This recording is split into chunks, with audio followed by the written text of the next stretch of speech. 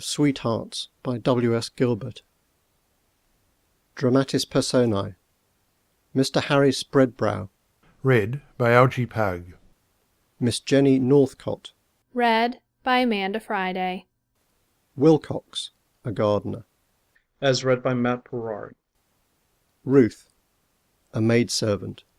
Read by Elizabeth Klett. Narration by Chris Cartwright. Act 1. Date 1844. Scene: the garden of a pretty country villa. The house is new, and the garden shows signs of having been recently laid out. The shrubs are small, and the few trees about are moderate in size. Small creepers are trained against the house. An open country in the distance. A little bridge over a stream forms the entrance to the garden. Wilcox is discovered seated on the edge of the garden wheelbarrow, preparing his bass for tying up plants. He rises and comes down with sycamore sapling in his hand. It is carefully done up in matting and has a direction label attached to it. Wilcox, reading the label. For Miss Northcott, with Mr. Spreadbrow's kindest regards. Acer pseudo-plantanus. Aye, sycamore, I suppose, though it ain't genteel to say so. Humph! Sycamores are common enough in these parts. There ain't no call, as I can see, to send 120 mile for one. Ah, Mr. Spreadbrow, no go. It ain't to be done with. Acer pseudo-plantanuses. Miss Jenny's sent better men nor you about the business afore this. And as you're a-going about yon of your own free will to-night, and a good long way too, why I says, no go. If I know Miss Jenny, she's a good long job, and you've set down looking at your work too long. And now that it's come to going, you'll need to hurry it, and Miss Jenny ain't a job to be hurried over, bless her. Take another 3 months, and don't say there mightn't be a chance for you. But it'll take all that. Thank goodness, it'll take all that.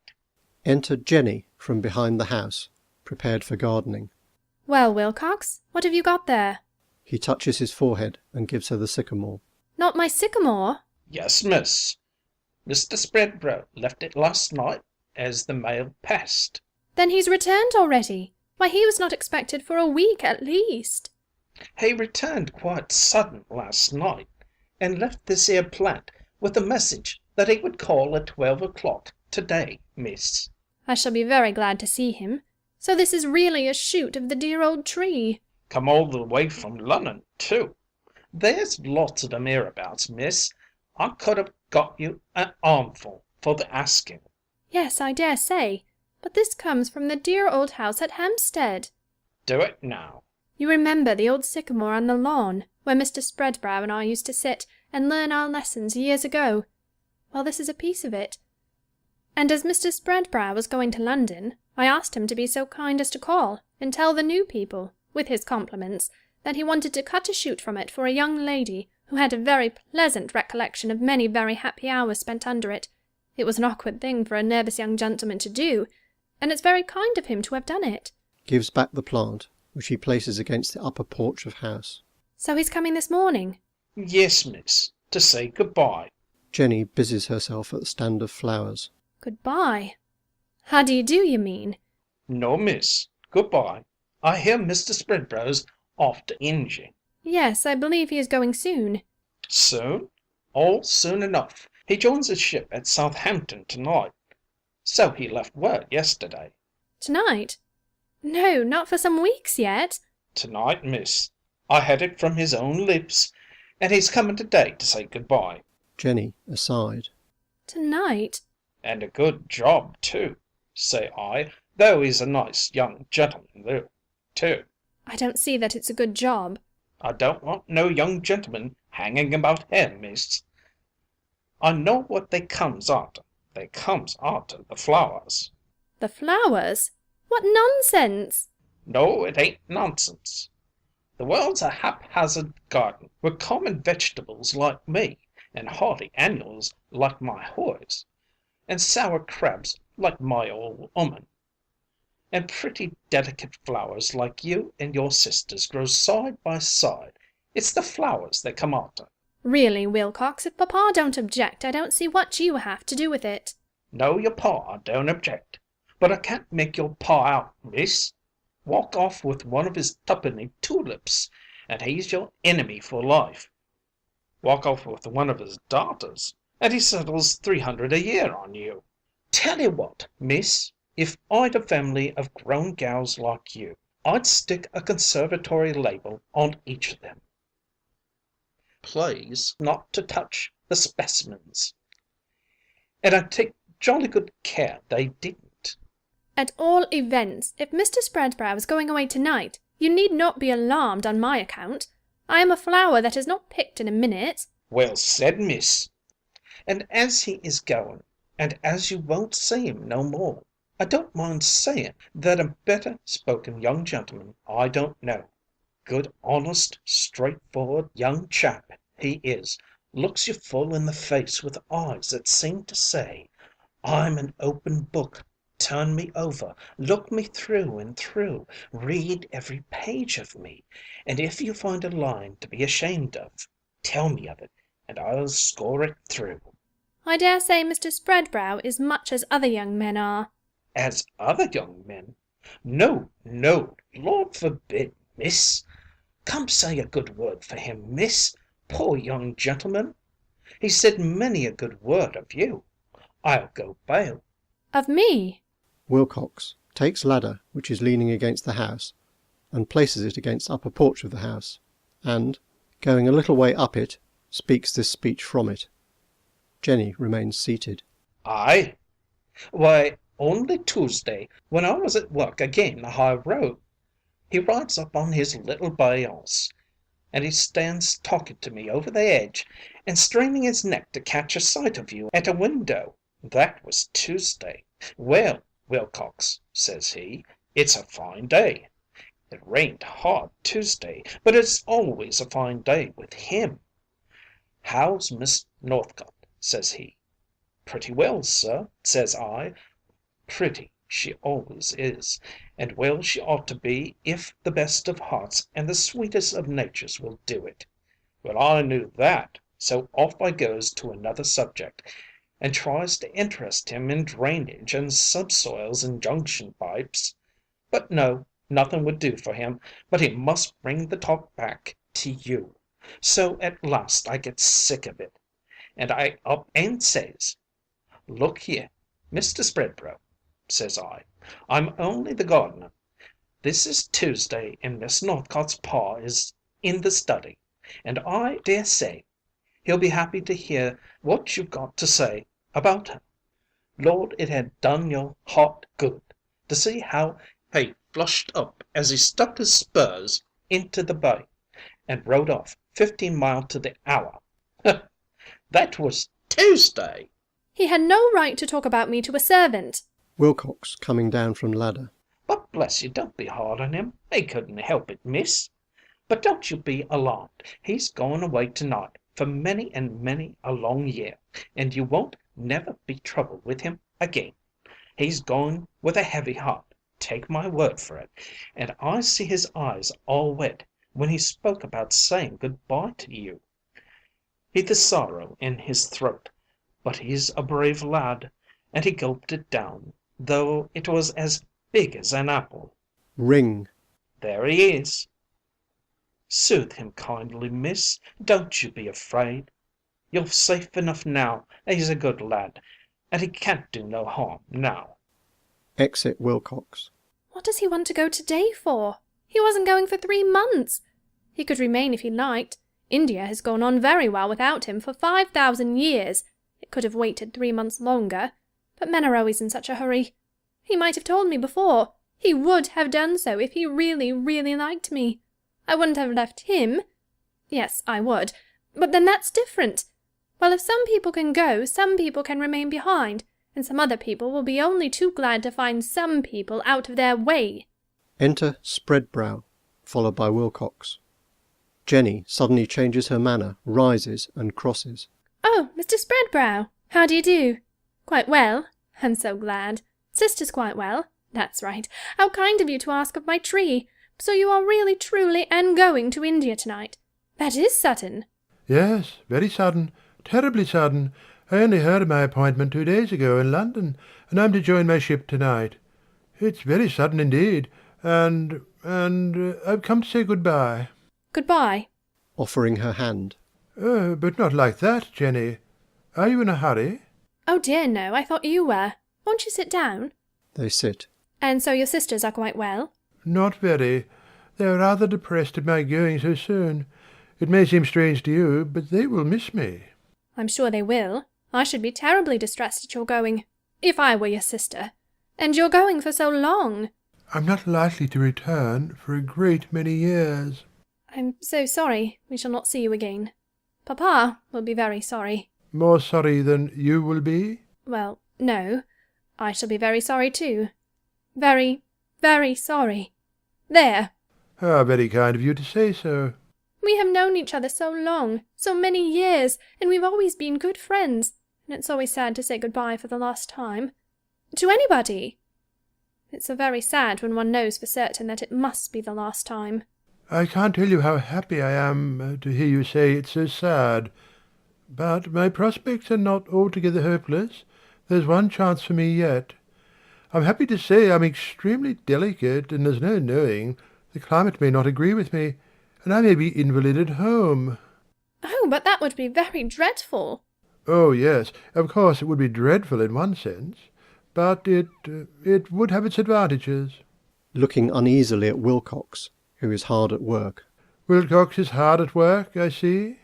Oh, yes, Wilcox is hard at work. He is very industrious. Confoundedly industrious. He is working in the sun without his hat. Poor fellow.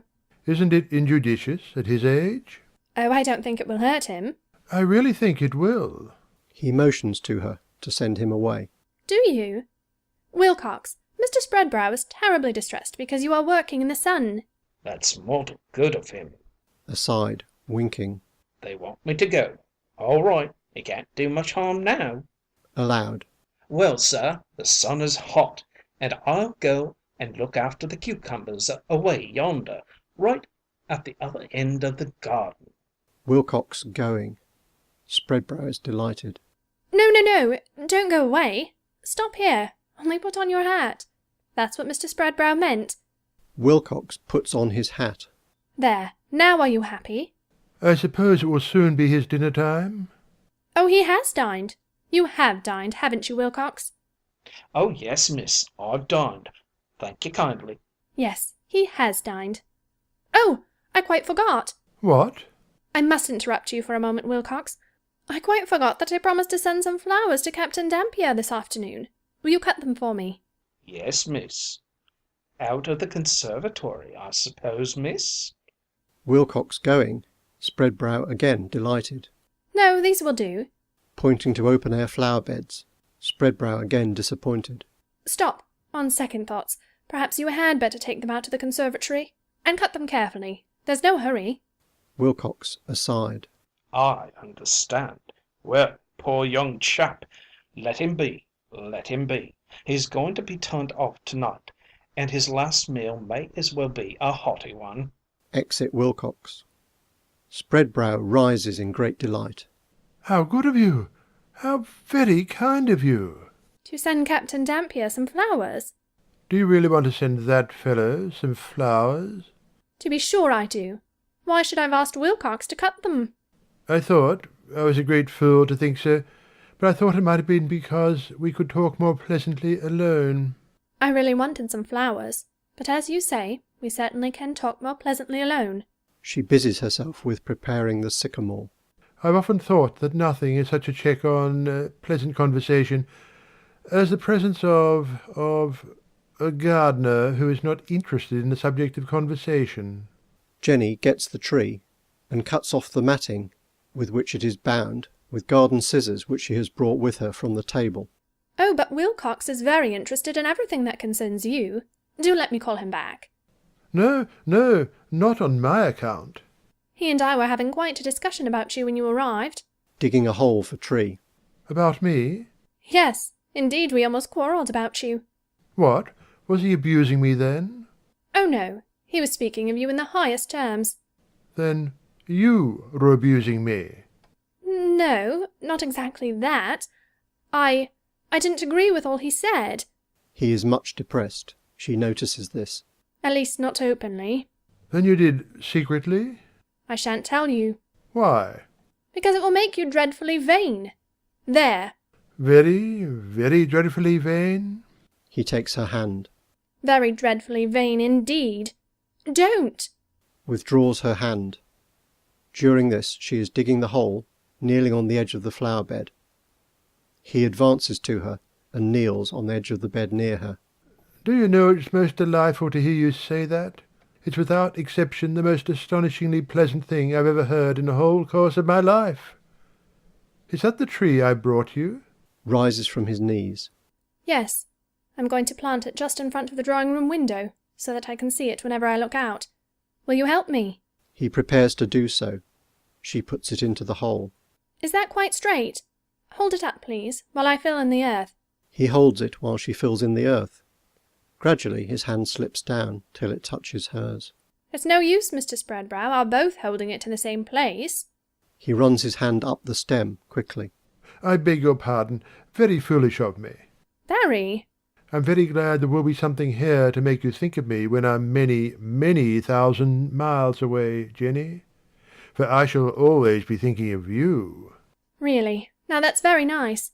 And it will be so delightful, and so odd to know that there's somebody thinking about me right on the other side of the world.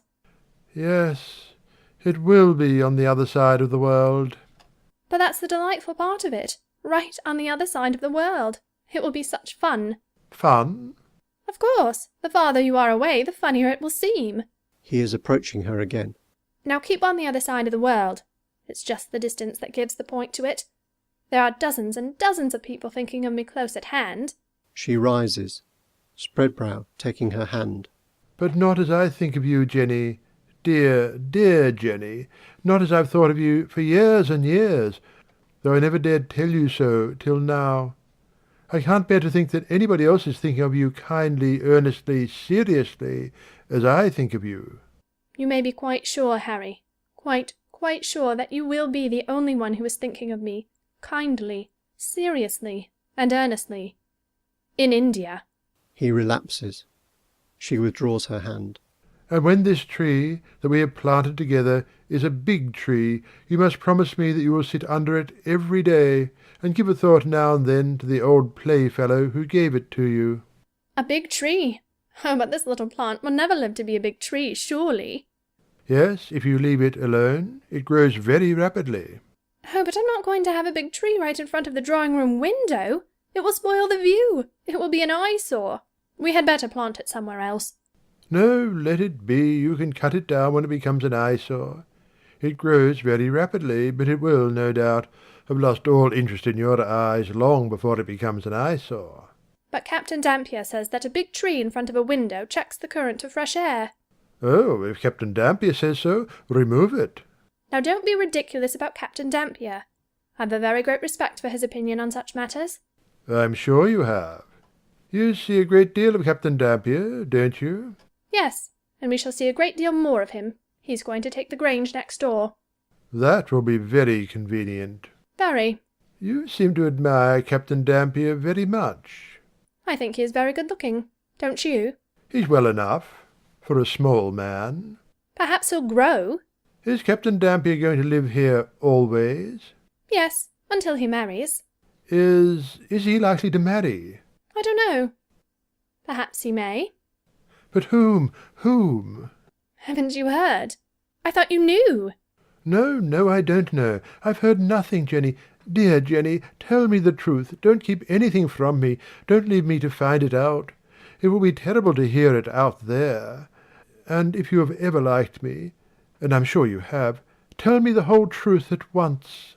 Perhaps, as an old friend, I ought to have told you before.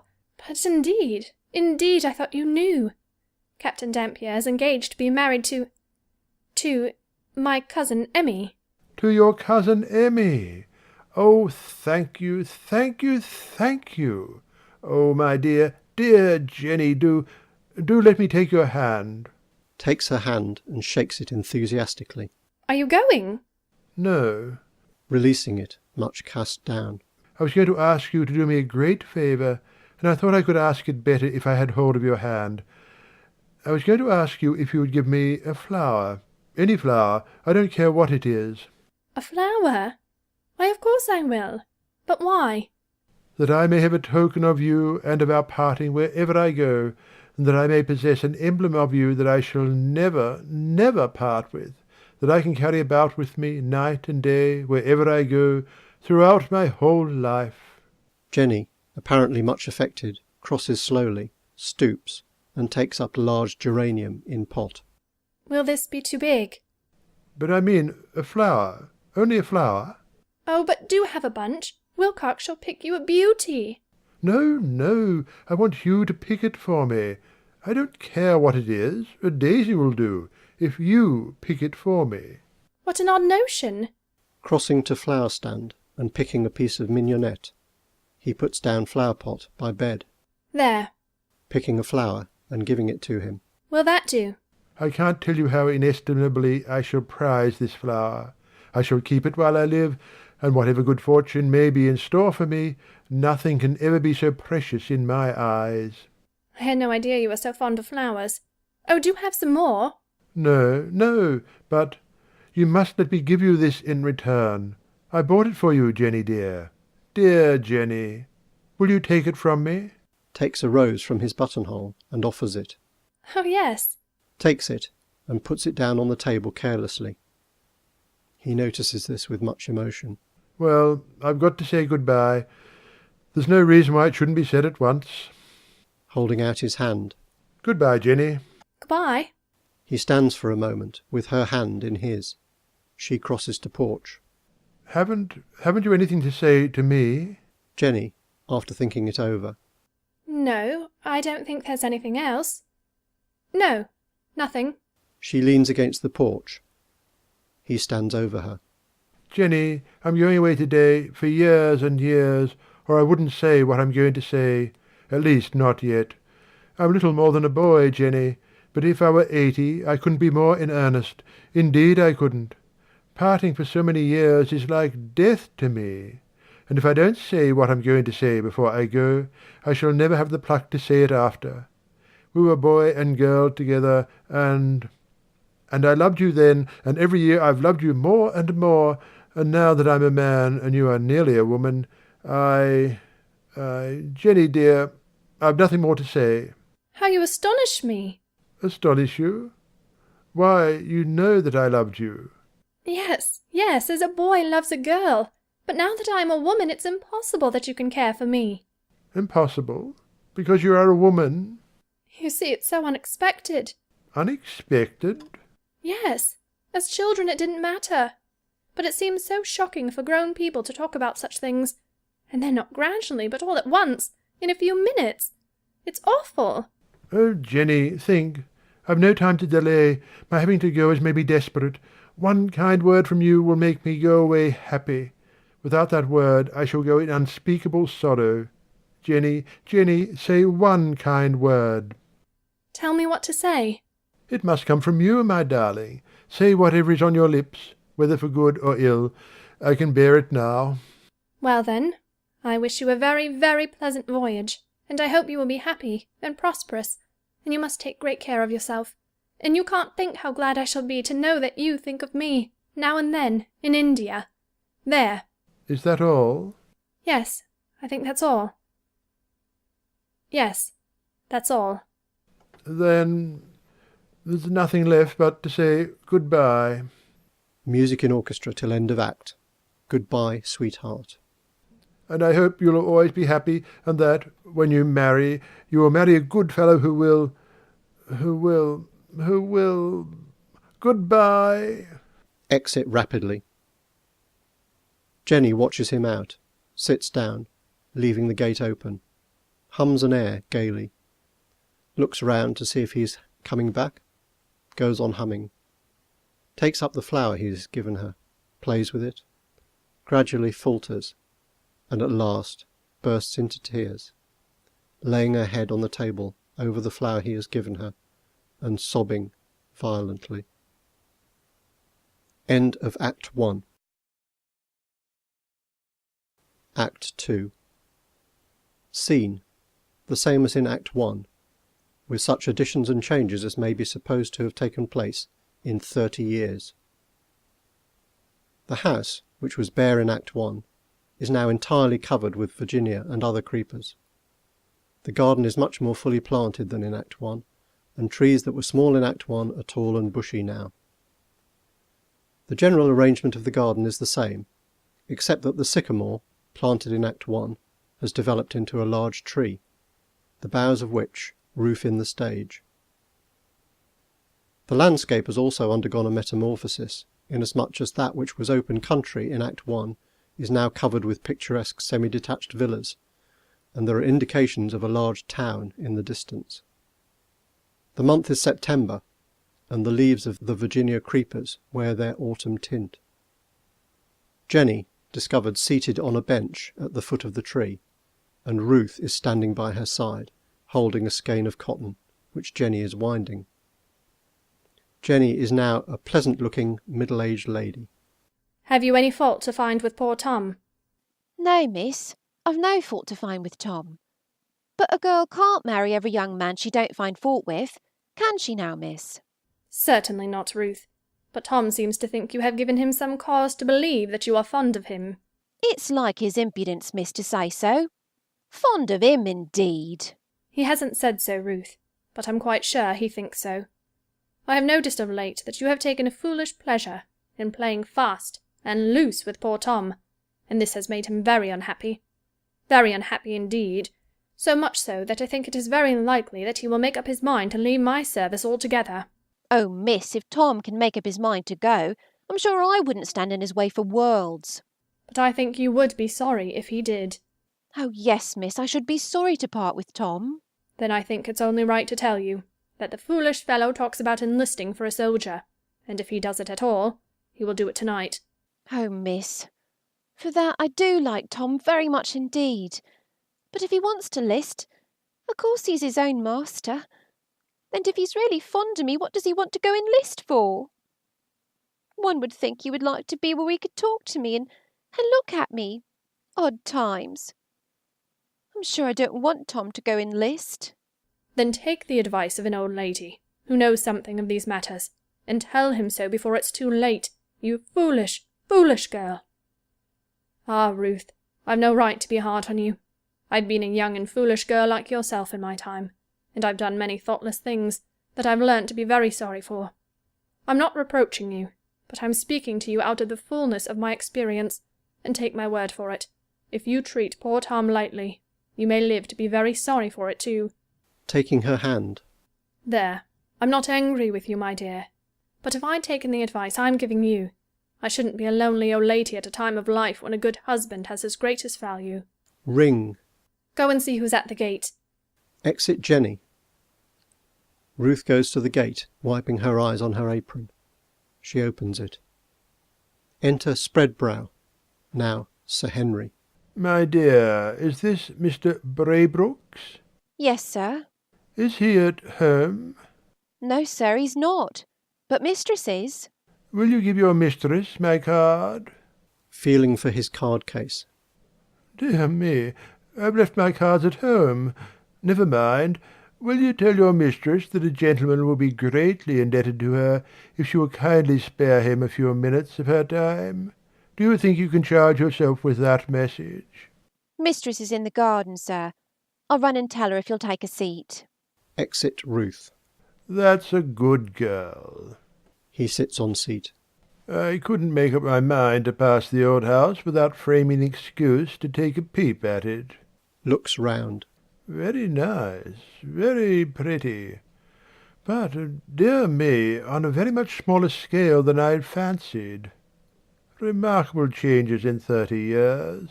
Rises and walks round trees, looking about. Why, the place is a town, and a railway runs right through it. And this is really the old garden in which I spent so many pleasant hours. Poor little Jenny. I wonder what's become of her. Pretty little girl, but with a tendency to stoutness. If she's alive, I'll be bound she's fat. So this is Mr. Braybrooke's, is it? I wonder who Braybrook is. I don't remember any family of that name hereabouts. Looking off. This, I suppose, is Mrs. Braybrook. Now, how in the world am I to account for my visit? Enter Jenny. She curtsies formally. He bows. I beg your pardon. I hardly know how to explain this intrusion. Perhaps I had better state my facts. They will plead my apology. I am an old Indian civilian who, having returned to England after many years' absence, is whiling away a day in his native place, and amusing himself with polishing old memories, bright enough once, but sadly tarnished. Sadly tarnished. Indeed. May I hope that you have succeeded? Indifferently well, indifferently well. The fact is, I hardly know where I am, for all my old landmarks are swept away. I assure you I am within the mark when I say this house is positively the only place I can identify. The town has increased very rapidly of late. Rapidly? When I left there were not 20 houses in the place, but that was long before your time. I left a village, I find a town. I left a beadle, I find a mayor and corporation. I left a pump, I find a statue to a borough member. The inn is a palace hotel company, the almshouse a county jail, the pound is a police station, and the common a colony of semi-detached bungalows. Everything changed, including myself. Everything new. Except myself. I should be glad to offer you any assistance in my power. I should be a good guide, for I have lived here 32 years. 32 years? Is it possible? Then surely I ought to know you. He feels for his glasses. My name is Spreadbrow, Sir Henry Spreadbrow. Spreadbrow? Putting on spectacles. Is it possible? Why, my very dear old friend. Offering both her hands. Don't you recollect me? He puts on his double eyeglass, takes both her hands. God bless me, is it possible? And this is really you? You don't say so. Dear me, dear me. Well, well, well. I assure you I am delighted, most unaffectedly delighted to renew our friendship. Shaking hands again, they sit under tree and look at each other curiously. Not changed a bit. My dear Jane, you really must allow me. They shake hands again. And now tell me, how is Mr. Braybrook? Oh, Mr. Braybrook is very well. I expect him home presently. He will be very glad to see you, for he has often heard me speak of you. Has he indeed? It will give me the very greatest possible pleasure, believe me, to make his acquaintance. I'm sure he will be delighted. Now, tell me all about yourself. Any family? I beg your pardon? Any family? Mr. Braybrook? Well, yes. Mr. Braybrook is a bachelor. A bachelor? Then let me understand. Am I not speaking to Mrs. Braybrook? No, indeed you are not. Mr. Braybrook is my nephew. The place belongs to him now. Oh, then, my dear Jane, may I ask who you are? I am not married. Not married? No, I keep house for my nephew. Why, you don't mean to sit there and look me in the face and tell me, after 30 years, that you are still Jane Northbrook? Northcott. Northcott, of course. I beg your pardon. I should have said Northcott. And you are not Mrs. Braybrook? You are not even married. Why, what were they about? What were they about? Not married. Well, now, do you know, I am very sorry to hear that. I am really more sorry and disappointed than I can tell you. You'd have made an admirable wife, Jane, and an admirable mother.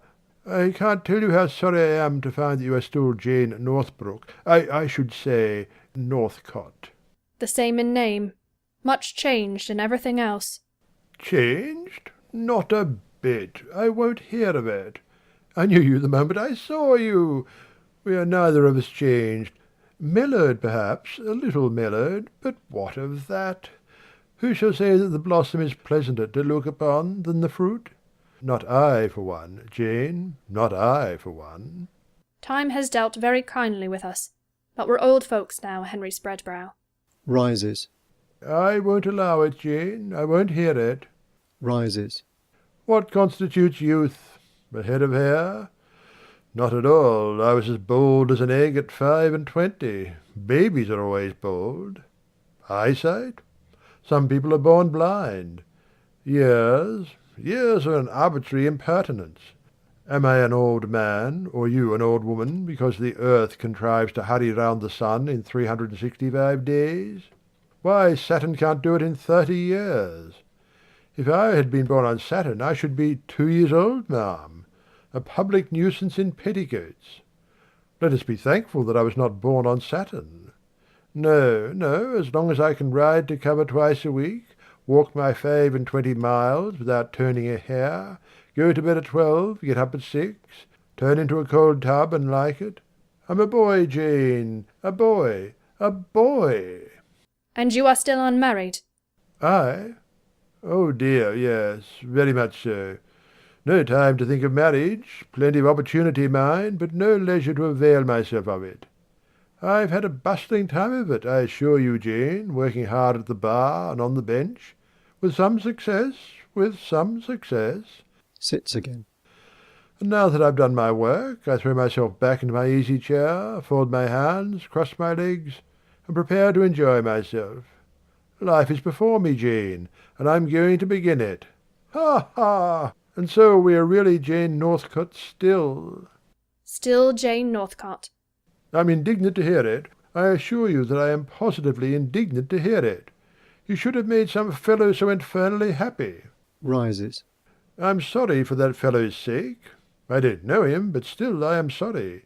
I wish that I had remained in England. I do wish, for the very first time since I left it, that I had remained in England. Indeed? And why? Why? Because I should have done my best to remove that reproach from society.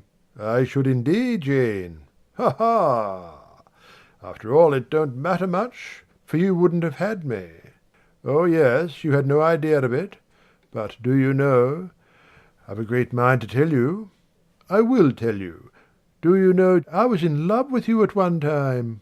Boy and girl, you know, boy and girl. Ha, ha! You'd no idea of it, but I was. Oh, yes. I knew it very well. You knew it? You knew that I was attached to you? Why, of course I did. Did you indeed? Bless me, you don't say so. Now that's amazingly curious. Leave a woman alone to find that out. It's instinctive, positively instinctive. Now, my dear Jane, I'm a very close student of human nature, and in pursuit of that study I should like, above all things, to know by what signs you detected my secret admiration for you. Takes her hand. Why, bless the man. There was no mystery in the matter. You told me all about it. I told you all about it? Certainly you did. Here in this garden. That I admired you? Loved you? Most assuredly. Surely you've not forgotten it. He drops her hand. I haven't. I remember that I had the impertinence to be very fond of you. I forgot that I had the impertinence to tell you so. I remember it now. I made a fool of myself. I remember it by that. I told you that I adored you, didn't I?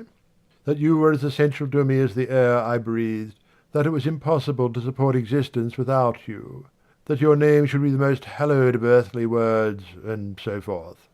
Ha, ha!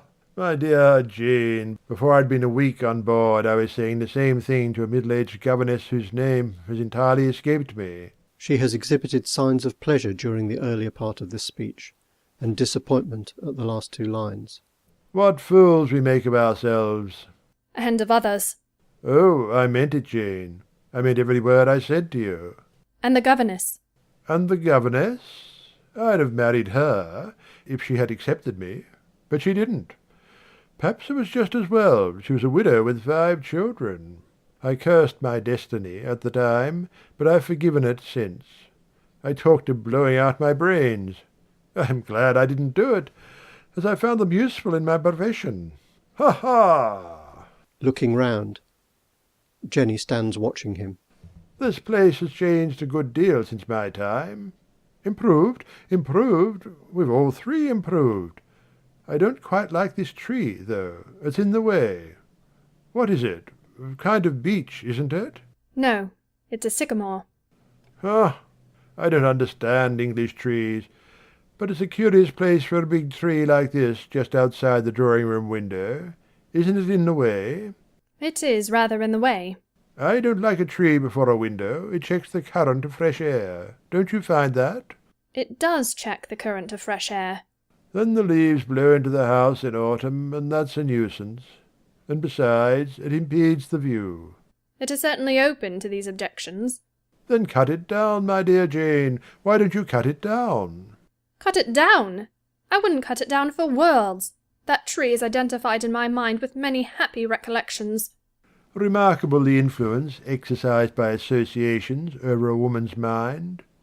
Observe, you take a house, mainly because it commands a beautiful view. You portion the rooms principally with reference to that view.